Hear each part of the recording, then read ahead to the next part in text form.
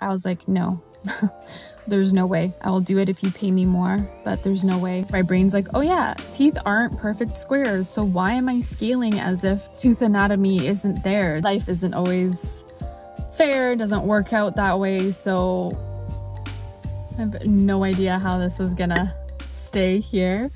Anyway, I thought I would throw it back to my OG subscribers and talk about my experience as a dental hygienist for a full 2 years now.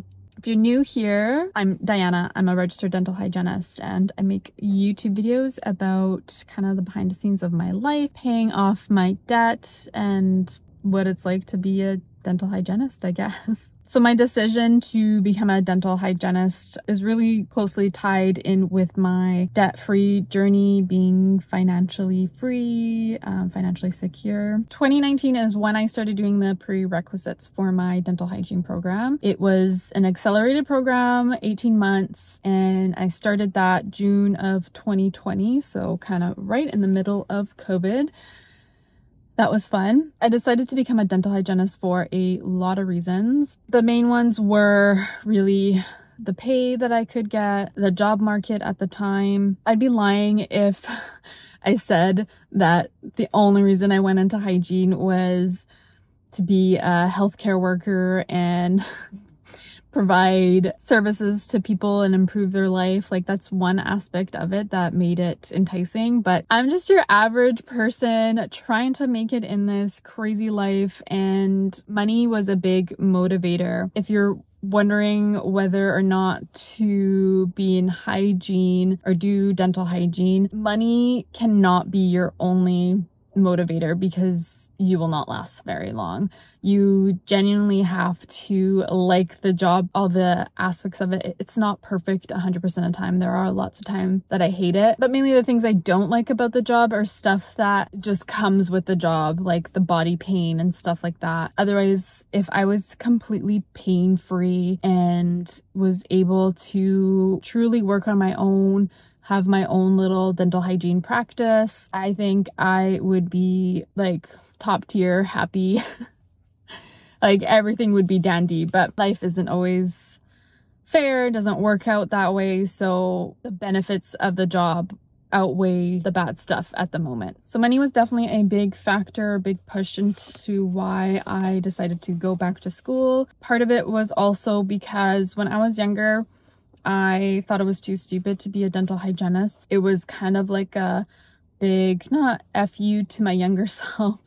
I was basically just trying to prove to myself that I could do it, and I did it. Feels great that I was able to accomplish something that, like, my previous low self-esteem self thought that I couldn't do. I also just really wanted something to call a career, something that made me feel proud to call myself, to tell people what I do. And I feel like people are pleasantly surprised when I tell them I'm a dental hygienist. On one hand, most people know that there's a lot of education to be a hygienist. And then on the other hand, there's people that have no idea, don't know that it's a good paying job, don't know exactly what it entails, and getting to explain that to them and kind of seeing the shock on their face, like, oh, I didn't realize it was this complicated, or it could be this complicated, makes me kind of live for that reaction to it.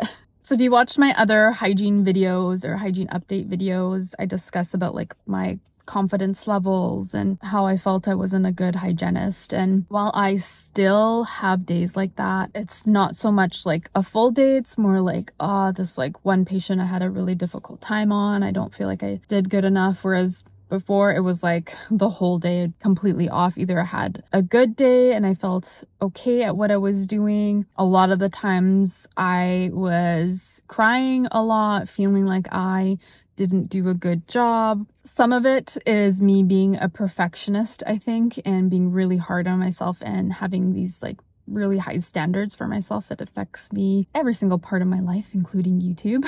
Also, part of it was doing the program during COVID and not getting a lot of experience using the Cavitron and feeling like I've just kind of was thrown into the deep end. I also think part of the program and a lot of schools from like an ongoing meme that you see is like the 3-hour appointments that you get with patients is just super unrealistic. I really wish during the school we had more realistic timelines put on us to finish a cleaning and we weren't handheld to the very end. We got like a little bit more freedom to like move through the documentation and everything for patients near the end or in our 4th semester, but it still wasn't enough. I was just always running behind, and even with that I felt I wasn't a good hygienist because I could never get everything off. Looking back, it's more like if I had more time I could have gotten everything off, doing the best that I could with what I had. And some offices do allow more appointment times. For me, I got thrown into a really busy office as the only hygienist with no one to really ask for help on a day-to-day basis. There was a few days where we had other hygienists working and I would ask them questions and stuff, but at the same time it's really hard to like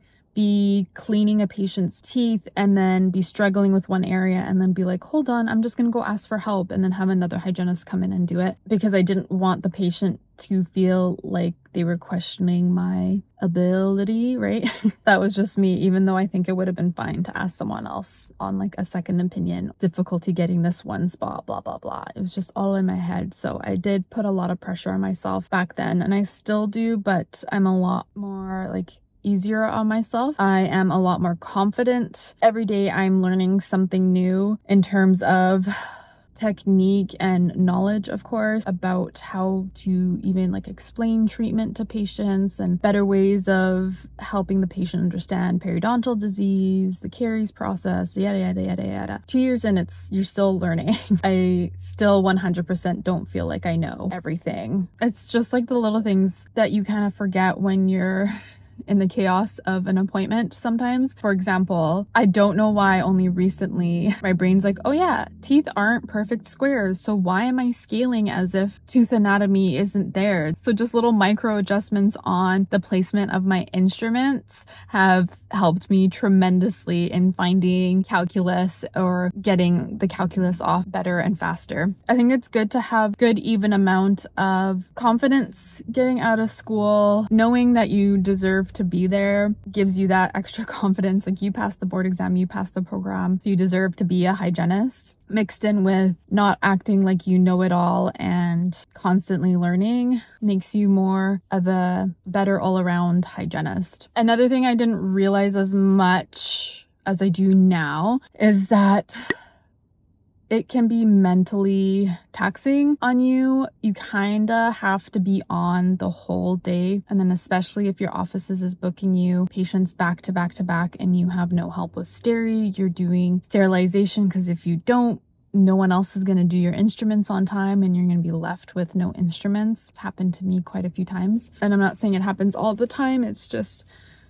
it is frustrating. Other people in the office don't quite understand shoving people into your column. They think your job is easy, or I honestly don't know what the thinking is behind it, other than you get paid too much to have a break, to even have like a mental break. I don't know how to properly express it because I don't want to insult anyone. I understand there's other pressures in keeping the schedule full, but that is one thing that I knew was mentally taxing, but this is like a whole other level where no one else in the office in particular has consistent days like hygienists can, where it's back to back to back. Everyone else in the office, to me, from my point of view, they get these little like micro breaks where, you know, whether the patient is waiting there to be fully frozen, the CDA has a minute or two to catch up on notes or do some sterilization, or like they don't have to be sitting there talking to the patient the entire time while they're waiting for the dentist to come in. Yes, there's days where I'm sure it feels like they don't have time to do anything. That's my everyday, like Monday to Friday, Tuesday to Friday kind of schedule, where I feel like I can't take a break. I can't take a 10-minute breather. I can't stock up my room. I can't sharpen my instruments properly or safely without cutting my finger, because I have that pressure of even if I put myself first, I'm gonna end up shooting myself in the foot because I'll be running 10 to 15 minutes behind on everyone else for the rest of the day. So, and it really can feel like that. And I think it's something that you have to consider. It's not a complete deal breaker in terms of getting into the profession, but it can be something that you should consider if you haven't finished school yet and you're looking for a job or getting into hygiene, is that there will be offices that feel like you don't deserve to get paid what you do. They think your job is easy. They don't understand the pain that you're in. Feels like it's 10 times worse than any other position in the office, because when you're booked back to back to back, you're running into your lunchtime, having to come in early to set up, repetitive motions, struggling to get proper instruments, even having the time to sharpen them so that they make it easier to scale, less pressure on your wrists and fingers. It's just hard out here for a hygienist and advocating for yourself, because not only are you trying to kind of prove yourself to patients on why it's important to keep your hygiene visits and see us and blah, blah, blah, you're also trying to prove to your own employer and coworkers how difficult the job can be. There are a lot of pros and cons to everything that you do. I don't regret my decision to become a hygienist, but I am always looking at multiple different options on how to secure a better future for myself. I'm on a never-ending quest to make sure that I am diversifying my income as much as I possibly can. In case one area of my life goes to crap, I can somehow fund it or figure something out on another side of my life to make up for lost income. I will also add that learning to advocate for yourself from the very beginning. Don't be a people pleaser in this situation, and don't be afraid to ask for things. Learn from my mistakes.